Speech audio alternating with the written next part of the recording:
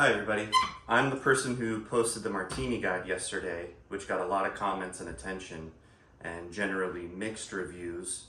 A lot of people questioning my experience or my knowledge behind the bar, so I thought I'd set the record straight by making an old fashioned right now in front of you. So the first thing I want to do is start chilling my mixing glass, which no, I don't have a Yari, so you'll just have to live with my tin. It's important to have your own craft ice that you make at home. You can just start kind of going after it like that. Get some nice authentic ice chips. Start chilling your tin preemptively. Then I'll have my separate glass here, which I will use to muddle the orange and cherry in. So I'll just cut down the middle, score the fruit every time, no matter what you're doing, because you're a bartender and you know more than everyone else. So put this in here. We'll get some cherries.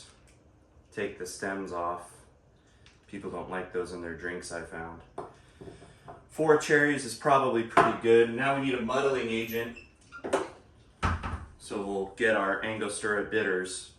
Traditional old-fashioned calls for what, 3 or 4 dashes? That kind of takes a long time, so I like to pop the lid off and use about an ounce of Angostura.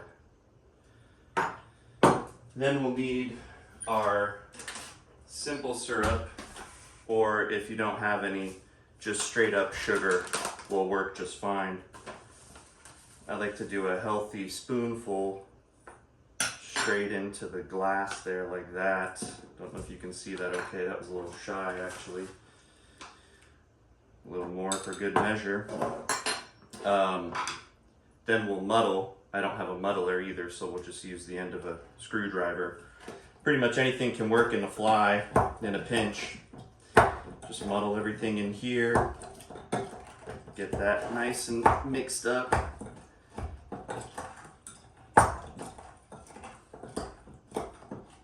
That looks pretty good. So then one of the most important parts about an old fashioned is to make sure that you spend a little, you don't be afraid to splurge on something nice. So I spent a little extra money and I got some of my favorite Jack Daniel's Tennessee Honey whiskey. So we're gonna add this in. If I can get it open.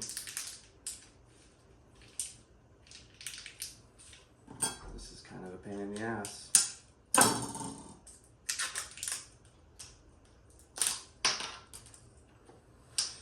There we go. I like to do 2 ounces. I find 2 ounces to 1 ounce Angostura is a pretty good ratio that most customers are happy with.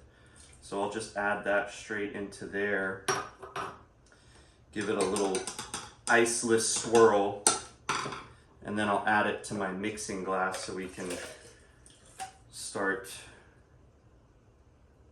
the process of making it. Usually, you'd want to stir an old fashioned, but I found that customers don't really care. So you can always just give it an old fashioned shake. That's good.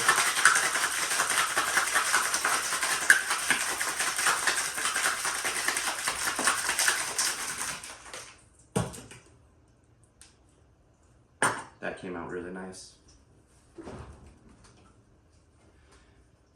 It's important to choose the correct glassware with just about any cocktail. I find that customers really enjoy the cool, fancy looking glasses, no matter what the cocktail is.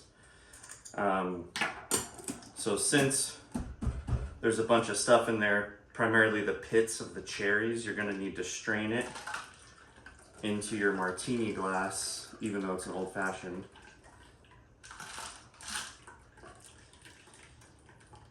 That looks about like the right color. It looks kind of like beet juice. That's what you're aiming for with an old fashioned.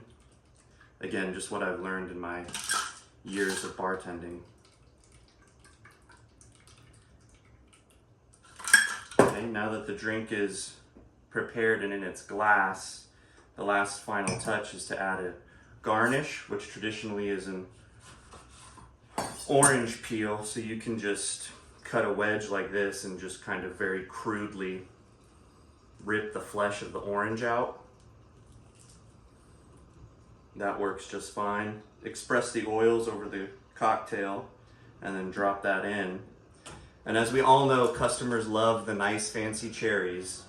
So I'll get an extra few of them and we'll just drop them in to the cocktail, kind of like so.